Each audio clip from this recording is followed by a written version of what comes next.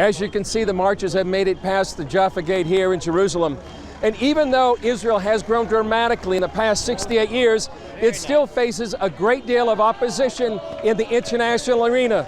For example, the UN agency UNESCO failed to recognize any biblical connection between the Jewish people and the Temple Mount or the Western Wall. Because of that, Israeli Prime Minister Benjamin Netanyahu invited all UN personnel in Israel to a seminar on Jewish history.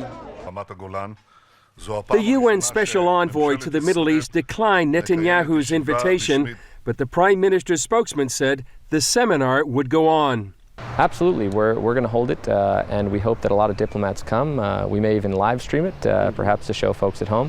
I'm holding the UNESCO resolution on Jerusalem. It calls Israel the occupying power and also condemns Israel for its alleged aggression against Muslim worshippers. It cites the Al-Aqsa Mosque and the Harim al-Sharif, but makes no mention of the Temple Mount or the 4,000-year-old history of the Jewish people in Jerusalem. The Temple Mount isn't just any site, it's the single holiest site to the Jewish people and has been so for thousands of years. So denying the link between the Jewish people and the Temple Mount is tantamount to saying you don't belong here. The UNESCO resolution referred to the Western Wall as the Al-Barak Plaza. The Western Wall was the outer retaining wall of the Temple Mount in the time of Jesus.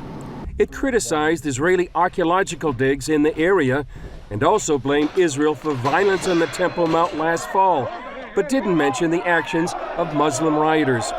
Key said the seminar is meant to correct the record. Well, the Prime Minister wanted to expose the truth about the Temple Mount, perhaps give a refresher history course about the Jewish people and their connection to this land and the Temple Mount, because it spans back thousands of years. He said the resolution makes peace more difficult. The fact that a UN body is denying that link between the Jewish people and the Temple Mount actually makes peace harder, because peace is based off respect and understanding. And this shows neither respect for history nor an understanding of the Jewish people. More than 40 nations voted for the resolution on Jerusalem. The U.S. voted against it.